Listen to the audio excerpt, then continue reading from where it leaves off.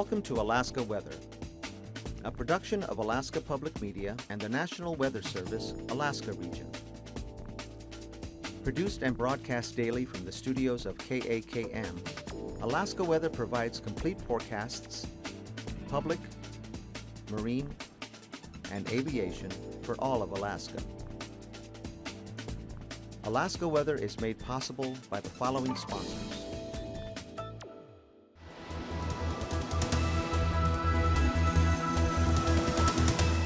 The National Weather Service. And good evening, everyone. I'm meteorologist Dave Snider with you on this 11th of May, a very warm one for the interior, for South Central, for Southeast and Southwest, with temperatures back in the 60s and 70s. If you'd like to know how warm it was in your village or your town, you can easily do that by going to weather.gov/Alaska and click on the map for more links. And those links will take you to observations, and you can find the high and low report for the day, as well as any precipitation and current observations where you are, including TAFs, including visibility restrictions, including important announcements from the Alaska Aviation Weather Unit. And by the way, their website will be changing in the near future, so keep your eye on that. You probably need to resave some of your very important links that you use every day. 1-800-472-0391, another way to get your information on the phone. And if you can't find what you want, let us know on email, nws.ar.tvweather@noaa.gov, or just email me, david.snider@noaa.gov. I'll be happy to help anytime.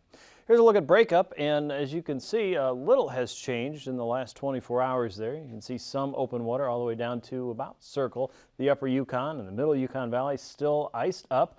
And then you get down to Tanana and things change a little bit. And we have some open water all the way down to about Koyukuk and Galena, and changes upstream along the Koyukuk itself, and then from Koyukuk south and downriver toward Holy Cross, you can still see plenty of ice there.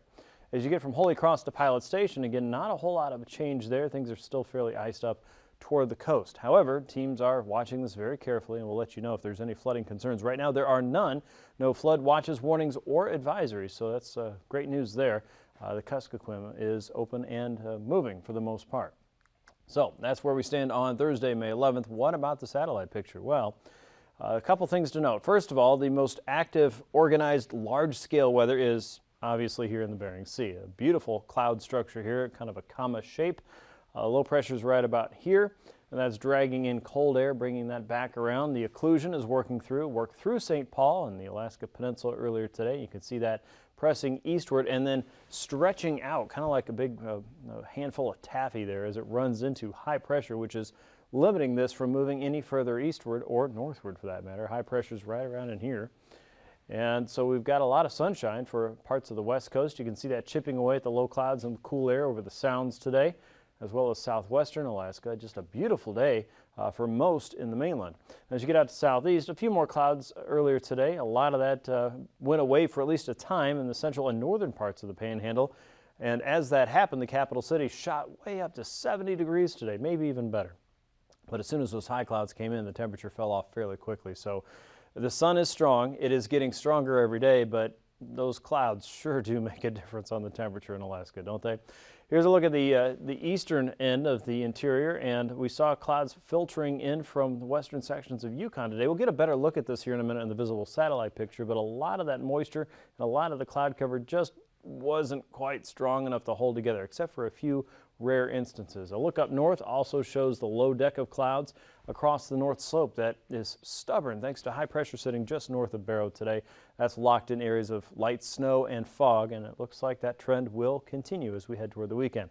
Now here's the visible satellite picture, and once again you'll notice a cloud cover not really holding together, but we did see it blossom again in the heat of the day across the central and eastern interior and south central. Another thunderstorm was developing across the southern end of the Susitna Valley, south of Big Lake this afternoon, and drifting very, very slowly toward the inlet. But one thing to note for folks watching these storms again, if you haven't thought about it in a while, you're flying in and out of Lake Hood and you're wondering, wow, is that storm really going to affect me? It could, and it certainly might, with outflow winds, maybe poor visibility. Certainly lightning could be an issue. Low-level wind shear, turbulence, and icing are all a threat around thunderstorms, of course, anywhere in Alaska. But one thing that is in your favor for keeping that thunderstorm from moving into across the water and into Anchorage is that cold water now over the Knik Arm and certainly the Turnagain Arm too. If we have thunderstorms there, that cold water really zaps a lot of that thunderstorm energy, especially right now. The water is just not very helpful for that thunderstorm environment. So that is on your side, but certainly it is drifting southward as we speak. Across southeastern Alaska, you can see the clouds streaming northward across the eastern Gulf. Not a whole lot of convective development there. A patch of fog out across the Gulf, if you saw that. And then here's our spiraling structure again, just a beautiful creature there on the satellite picture from miles above the planet Earth. One thing to note, still have shore-fast ice here across the northern coast of Kotzebue Sound. Improving conditions for those who do not want ice across the northern Bering, the Bering Strait, and the Chukchi Sea. But the ice is still there and still looking at changes on a daily basis, so make sure you're checking that before you head out. Low pressures across the eastern Gulf and the Pacific Northwest. Out to the west of that is a ridge of high pressure, and that stable air has locked in. Low clouds at times. If you look carefully, you can see some of the ship tracks there in the clouds itself. Showers were developing this afternoon, even a thunderstorm there across the southern Susitna Valley. No doubt we'll see a little bit more of that into the early evening hours, but because the heat of the day can't last the entirety of the day just yet, even though we're moving into midnight sun territory fairly quickly, it does look like a lot of those will probably fall apart as we get into the late evening hours, if not the overnight hours at the latest. Out to the west, the low pressure system clocks in at 977 millibars, pushing an occluded front across the Pribilofs today. The triple point, the area where the warm and the cold air meet up and kind of butt heads a little bit. Moving right over the Alaska Peninsula with periods of rain and some fog associated with that as well. Things will change up in a little while as the westerly winds start to move in, and you're going to see a lot of wind changes across the central and western chain over the next 24 hours as a result of that weather system moving through. Up north, you're controlled by high pressure, pushing in that low deck of clouds across the North Slope right up against the Brooks Range summits, probably not even that tall. So once you're flying through Adigan and AKwx Pass, you're going to see significant changes in the weather. As you're flying southward, you run into summer-like conditions, quite literally. Northward, you're still stuck in winter. You'll watch for more clouds to develop through the afternoon hours, and showers and thunderstorms will especially be limited to mountainous areas in the eastern Alaska Range, the Wrangels, and then probably south of the Talkeetnas into the Susitna Valley, where we are using that heat of the day to build those clouds vigorously. Low pressure across the southern Bering Sea at 990 millibars this evening, already showing signs of weakening, and the winds will gradually change as that drifts eastward. But remember, it's not going to just fly eastward. We have this substantial ridge of high pressure across the west coast of Alaska and the Gulf, so it's really not going to move a whole lot further east. Some of that moisture will make it through the ridge, and this is what you see here crossing through Kodiak and the western Gulf. And for southern southeast, some areas of light rainfall will be possible this evening, but most areas will see more cloud cover than wet weather, it looks like, for the Panhandle. As we move into Friday, low pressure sitting across western parts of British Columbia. Again, more clouds across the southeast coast than anything else. Widely scattered showers and thunderstorms are still possible for the eastern Alaska Range and the central and eastern interior and parts of the Susitna Valley, including the same old spots we're seeing clouds billowing up again this afternoon and this evening. Out across the Pribilofs, the 999 millibar low, still weakening there as we get into Friday. You can see what's left of the front, a trough of low pressure now south of St. Lawrence Island out through the YK Delta and inland toward Lake Iliamna and crossing through the Barren Islands and north of Shelikof Strait and Kodiak Island for that matter. The moisture is thinning out as it moves into the ridge and across the Gulf, and once again probably have a little bit of a break in the cloud cover as we get into Saturday and Sunday for southeast. But a lot of this push of moisture will probably fall apart before it gets to you, at least from this system. And out across the west, if you look carefully down to the southwest part of your screen, what's coming up out of the North Pacific is yet another wave of low pressure. So reinforcements coming there. Up north, high pressure sitting across the Arctic coast, still pushing clouds southward. Now, over the last couple days, if you've noticed, this is something I've noticed. Every day I draw this in, we keep trying to suggest that drier weather is going to somehow magically chip away at this. If the current trend continues, we really ought to be keeping that low deck of clouds in place for Saturday and Sunday as well. But we'll keep watching this. Right now, forecasting some break in that cloud cover north of Adigan and AKwx Pass, but still keeping enough moisture right against the coastline for periods of light snow and fog because of the non-movement of that high pressure system at 1,034 millibars. So not terribly windy, but certainly not warming up out of the 20s either with weather like that. Here's a look at Saturday. And there you go. Showers of light snow, fog certainly possible across the North Slope all the way from Barrow and down the Beaufort Seacoast. Low pressure induced by the heat of the day across the eastern interior could easily spark more thunderstorms across the region. Certainly showers, but even more likely thunderstorms as we get into the weekend for the same old areas and into the northern Susitna Valley, probably the southern Susitna Valley. And you'll notice a little bit more moisture working its way into southwestern Alaska and Bristol Bay. That moisture coming in from the Bering, being pulled in there, and it looks like areas of light rain and drizzle possible across western parts of the Gulf. So conditions are changing with signs like that. And across southeast, the trough of low pressure here will help to bring in a slightly better chance of showers, especially across the inner channels and the higher terrain. But notice along the coast, there's that drier weather that's trying to work its way in from the west, and the moisture that was associated with the trough crossing the western Gulf is all but fallen apart. So things are certainly changing there across the Gulf and drying out. And here's our next weather maker. It looks like warmer air is trying to build in from the south and lifting northward at 995 millibars. Not a whole lot to write home about just yet, and high pressure is out across the western Bering. Here's a look at temperatures today. A pretty mild day, if not a hot, maybe warm day, depends on your vantage point, I guess. So capital city temps at 70 degrees at least this afternoon, 65 in Sitka, 50s and 60s through Ketchikan and Annette. Hyder was 55. Petersburg in the lower 60s today as well. Cordova and Valdez both in the lower 60s. Homer 55 degrees, same for Seward as well. 64 degrees around Kenai, milder still around Anchorage by the end of the day. I believe it was in at least 66. Looks like Talkeetna was around 66 degrees, lower 60s for the Golden Heart City, 64 around Eagle, 58 in Northway today.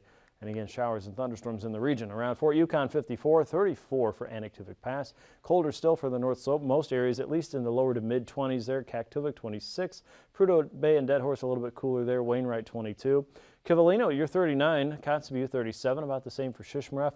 49 in Nome. Wales, 36. About the same there for Savunga and Gamble earlier today. Unalakleet was in the mid to upper 40s through most of the afternoon. Galena, still looking at ice in the area and on the river, 56 degrees, 57 around Aniak. Temperatures there, lower 60s for Aniak, 61 degrees for Bethel. Lake Iliamna in the lower to mid 60s there. As you get out toward Bristol Bay, temps were in the 50s and 60s, fairly mild there around King Salmon for at least the second day in a row. Dillingham was a little bit cooler, 40s for the Alaska Peninsula with the front and the weather moving through, only 47 in Unalaska and Dutch Harbor, lower 40s for St. Paul and St. George. St. George the warmer today. 39 to 41 degrees for Atka to Adak, and 39 in Shemi. It was snowing yesterday. I did not see the snow on the report late this afternoon, so maybe improvement for you. Lower 40s out across southeast tonight. Looks like Haines and Skagway, after a toasty day, could hover in the lower 50s overnight. Around Prince William Sound, 30s and 40s, about the same for the Cook Inlet region. 41 around Kodiak Island. 41 for Fairbanks, Eagle and Northway, both in the lower to mid 30s. Fort Yukon, 37. Teens and 20s for the North Slope. Kotzebue Sound in the 20s and 30s. Norton Sound temps in the lower 30s. Nome at 32.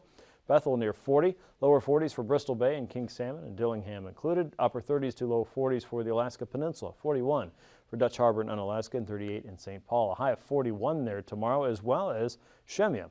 Across the interior, from areas west and downriver toward Tanana, Fairbanks, out toward Galena, the upper Kuskokwim, all the lower to mid 60s there at least. It is going to be another warm day. Now closer to the coast, where clouds are beginning to move in and rain is starting to creep in, you'll see readings drop off into the 40s and 50s right on the coast to the 50s and 60s a little bit further upriver. But once you get into the heart of Alaska, you are into Slowbake City there. So be advised, another warm one. Upper 50s and lower 60s for South Central, near 50 in Kodiak Island, and 50s and 60s for Southeast. Up north, you're still stuck in the 20s in the low clouds. Here's a look at flying weather. IFR conditions for the North Slope along the frontal boundary moving in across the Bering. IFR conditions there, and on the Pacific side up toward the southern end of Kodiak Island. MBFR to occasional IFR across the Misty Fjords and across the Brooks Range as we get into the afternoon tomorrow. Improvements up north, except right along the coast. That's still IFR. Watch for low-level wind shear, turbulence, and icing and thunderstorms. Convection is possible again tomorrow across the eastern Alaska Range, southern interior, as well as the Susitna Valley and parts of the Copper River Basin where it began today. IFR conditions starting to slender out across the northern and eastern Bering as that front moves. MVFR conditions across the southern parts of the Panhandle. Here's your pass conditions. AKwx and Adigan Pass.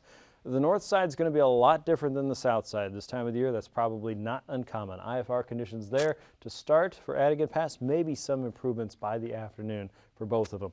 Lake Clark and Merrill Pass, VFR conditions, really don't expect a whole lot of convection in the Rainy Pass area either, but once you get a little bit further east, we start to see more likely setup for at least some convective clouds, maybe some showers and thunderstorms there in Windy Pass, even better chance around Isabel Pass, and that trend continues as you move out toward Mentasta Pass. MVFR conditions there through most of the day, even with the chance of showers and storms. Tenita Pass, yes, we'll be watching for showers and a few thunderstorms in the region tomorrow. Portage Pass, not so much. VFR conditions there, looks like a great flying day, and Chilkoot and White Pass look to be A-OK. VFR conditions for you. The freezing levels, wow, we're still looking at spaghetti weather here. Look at all this mess. Anywhere from 2 to about 4,000 feet across the west coast. The ridge of high pressure pushing warmer air up through the Bering Strait and then comes crashing down with the high pressure system pushing that low deck of cold weather right up against the Brooks Range. So 2 to 4,000 foot levels changing quickly there. For southeast, anywhere from 4 to about 6,000 feet across most of the Panhandle, most of the interior, the west coast and south central, looking at levels at least 4 to 6,000 feet. Icing potential, you see anywhere from 9 to about 10,000 feet, light to isolated moderate there across the central and eastern part of the Bering, above 8 to 10. Also looking at that surrounding the core of low pressure that's moving into the southern Bering, and across southern parts of southeast above 10,000 feet there. Again, most of it looks to be fairly light. Our jet stream shows the super highway of weather coming out of the North Pacific, and most of that is still just south of Alaska. We have a little bit of a steering current and a weather inducer here across the Bering. That is pushing wet weather and unsettled weather across south central and southwest. You'll see more clouds as a result of that. High pressure up north, though, is also trying to slow things down and push drier weather into the interior at the moment. At 9,000 feet, you can see that westerly influence across the Gulf. Winds are fairly light across the interior, 10 to stronger 30 knots across Norton Sound. And then our stronger west and southwesterly flow into Bristol Bay surrounding that low pressure system. Winds are fairly light for southeast.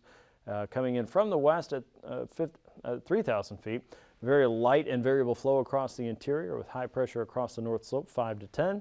And our stronger westerly winds for the central and eastern chain, 40 to 45 there, again on the south side of low pressure. So we'll be watching for turbulence potential there across the chain and the southern tip of the Alaska Peninsula, generally below 4,000 feet and really nowhere else in Alaska. That's a look at your aviation forecast. We'll be back with the rest of your marine weather here in just a few minutes.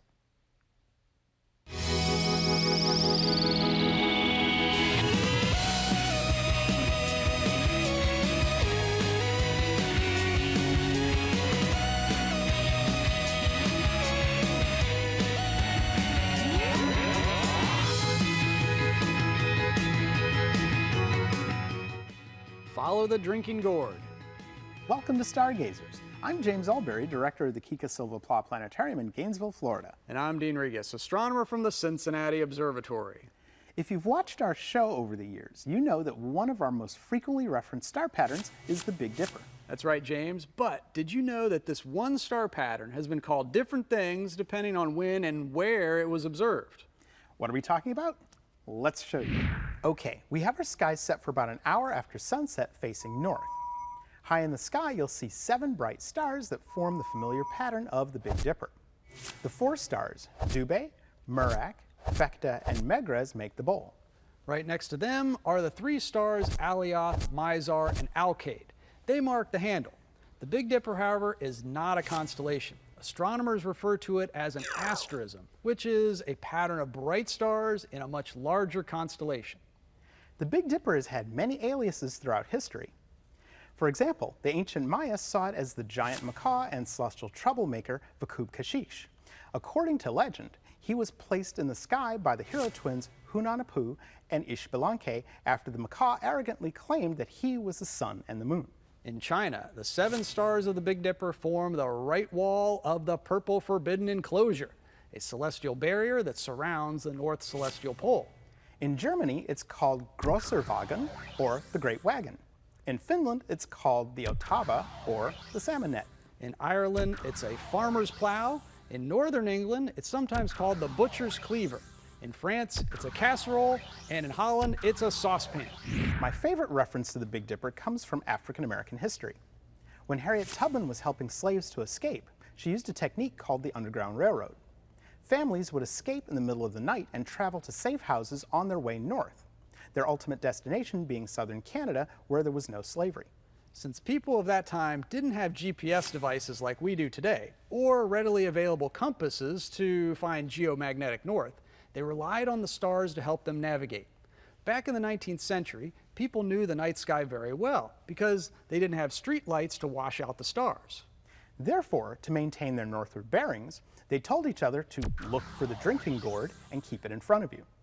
That piece of advice led many people to freedom, and they even made a traveling song called Follow the Drinking Gourd, where the lyrics of the song mentioned many of the landmarks travelers would encounter on their way to the Ohio River, the designated pickup point.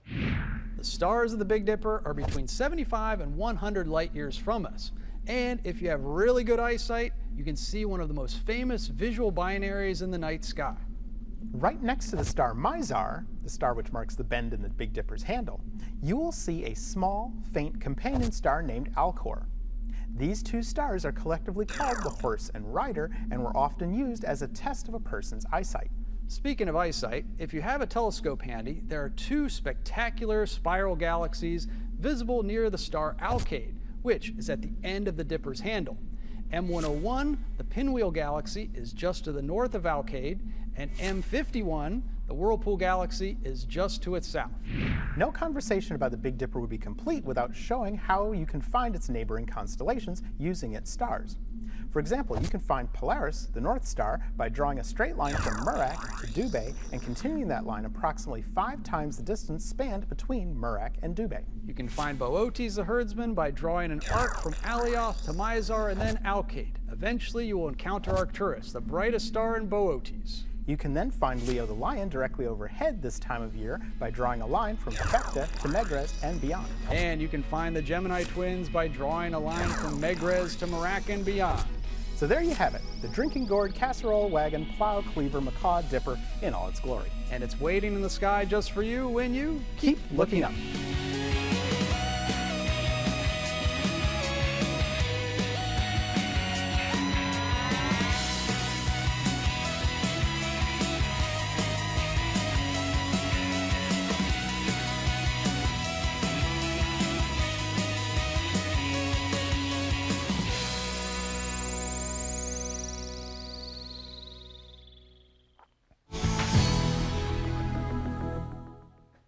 Here's today's sea ice edge, and really the only update we have is it's still melting, and there really aren't any significant changes as a result of that. We still see shorefast ice on the north side of the Yukon Delta and in Norton Sound, and on the northern side of the Seward Peninsula up around Shishmaref and eastward toward Kotzebue, but there's plenty of opening water from Point Hope all the way through the strait, and certainly west of Gamble in the Bering Sea, and south and east of Gamble toward Amonik and toward Nunivak Island. So plan on more changes tomorrow. And once again, if you're going out hunting, make sure you check on your local conditions. You can do that easily by going to weather.gov/Anchorage/ice or just giving the ice desk a call.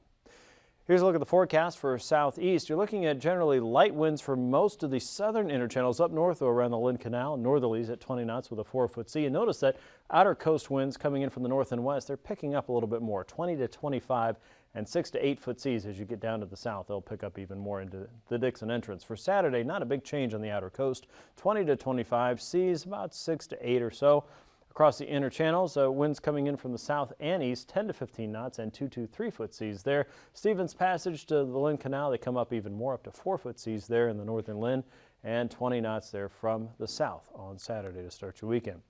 For South Central, winds pretty light inside of Prince William Sound, Cook Inlet, west of the Barrens and down into Shelikof Strait, only 10 knots or so. 2 to 3 foot seas for the Cook Inlet region, up to 6 foot seas for Shelikof Strait, and 2 foot seas inside of Prince William Sound. 6 to 7 foot seas across the north and western Gulf with winds there from 20 knots or so. For Saturday, we still see generally light conditions across Prince William Sound and northern Cook Inlet. Everywhere else, we're looking at 20 to 25. Westerlies coming across the Barrens with 5 to 7 foot seas, 6 foot seas with winds out of the south across the northern Gulf, and westerlies outside of Resurrection Bay, 20 knots with a 7 foot sea, 9 foot seas east of Kodiak, and 20 knots crossing Shelikof Strait from the west with a 5 foot sea expected there for your Saturday. Bristol Bay, light winds from the south and west, 10 knots with a 3-foot sea, 7-foot seas down the Bering Sea coast and southwesterly flow, 20 to 25 for the Pacific coast, and 7 to 11-foot seas there on Friday. It comes up even more on Saturday, 10 to 12 feet, still on a 25-knot wind, and westerlies pick up inside of Bristol Bay for Saturday, 25 knots with an 8 to 10-foot sea on the beginning of the weekend.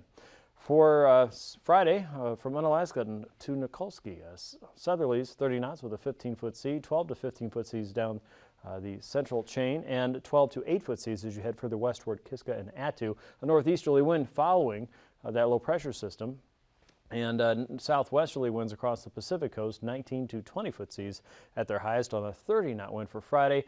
That begins to change course. Remember, that front's still moving through, and we're starting to get into that wraparound flow, so we'll get an easterly wind around Adak and Atka, 15 to 20 on either side, and still getting easterlies from Adak to Kiska with an 8-foot sea, northeasterlies as you head even further west. Changing flow throughout the day between Atka and Nikolsky, and southwesterlies continue for Nikolsky to Unalaska, about 20 knots there and a 10-foot sea. Northeasterlies and cold weather there for freezing spray possible around St. Lawrence Island. Southeasterlies working up the YK coast, and it's picking up even more for St. Paul and St. George with a 12-foot sea. As you get into Saturday, that reverses course, a northwesterly flow. North and northwesterlies coming down through the Bering Strait region, 15 to 25, with seas ranging from 5 to 9 feet on Saturday. And for the north slope, a broad easterly flow crossing the region, 15 to 20 in most areas. Northeasterlies a little lighter outside of Kotzebue Sound with the 2-foot sea. And for Saturday, northerlies there, still looking at 3-foot seas and 15-knot winds. Otherwise, easterlies generally at 20 knots to start your weekend on the north slope, and still cold. Recapping tonight's weather, showers and thunderstorms are possible across the Alaska Range and into the Susitna Valley. Watch for those through the early evening hours and again tomorrow. Out west, low pressures filling in, still creating a low deck of clouds and changing wind conditions for the Aleutians. For southeast, a chance for some light rain across the southern regions of the Panhandle, otherwise more clouds than anything else. Up north, areas of low clouds. Looking for some light snow showers or flurries and fog thanks to high pressure parked off the coast of Barrow. As we get into Saturday, another chance for showers and thunderstorms in the central and eastern interior, and in south central. For southwest, more rain. Thanks for watching. See you tomorrow. These forecasts are to be used for planning purposes only. Call 1-800-WX-BRIEF for a formal pre-flight briefing. Always file a flight plan before you go flying. The U.S. Coast Guard Auxiliary urges you to leave a float plan with a friend or the harbor master before you go boating. Alaska Weather is made possible by the following sponsors.